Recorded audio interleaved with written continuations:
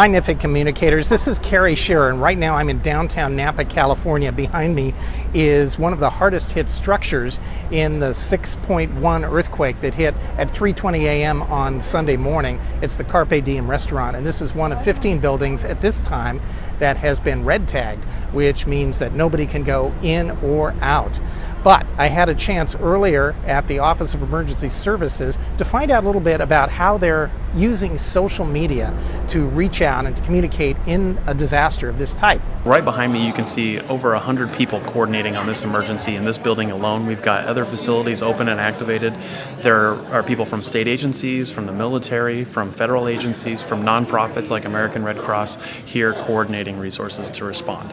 I think that in today's day and age we have to leverage social media as much as possible. I think that we've tweeted probably 30 times in the last few hours. We try to get social media messages out there as soon as possible, letting people know that we're aware of it. We know about how big it was or how bad the impacts could be at this point in time. Even though it's early, I think we need to get out as much confirmed information as quickly as possible, as often as possible. We use a lot of different tools in social media, and frankly a lot of it we experiment with, so it's not necessarily that the way we're doing it is the tried and true way of doing it. We like to use Twitter for all those quick messages like that we need the public to know right now.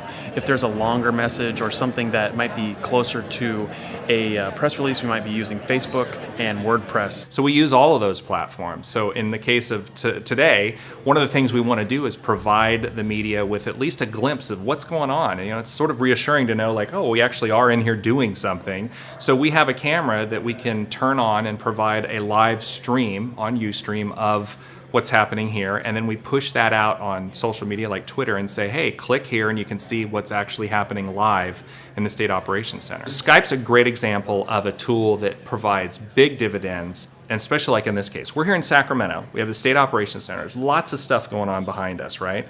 But the media doesn't want to sit here and watch us working at computers. They want to be out in the field looking at where the building is collapsed, where there's water main breaks, where people are affected. That's 50, 60 miles away from here. So they have to make a decision. Are they going to be here or there?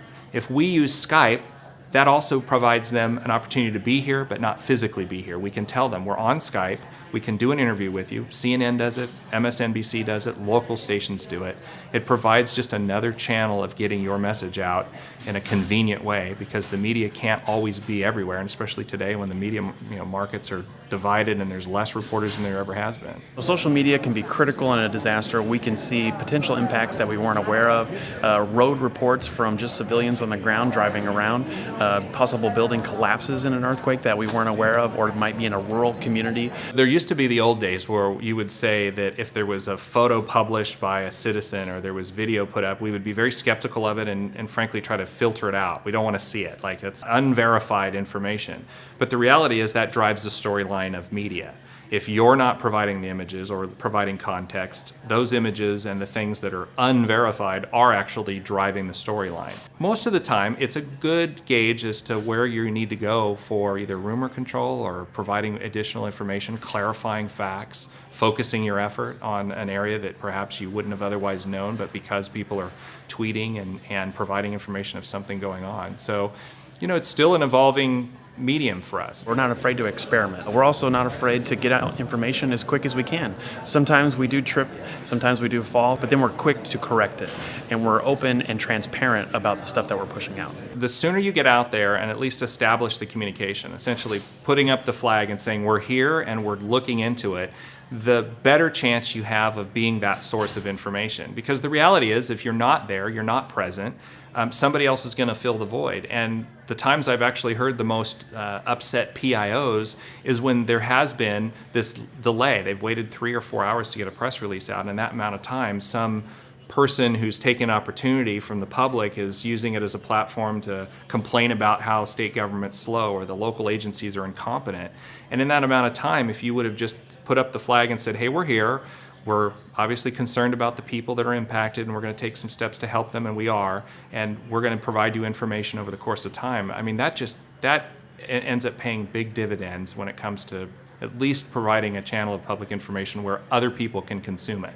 I think that all the options that we use here at Cal OES or in emergency services may not be the right options for other agencies that are in other fields of communication, but I think that it's important to not be afraid to experiment, not be afraid to have some failures along the road, and if you aren't making mistakes, it's going to be much more difficult to learn something. You have to be able to trip and fall before you're able to run.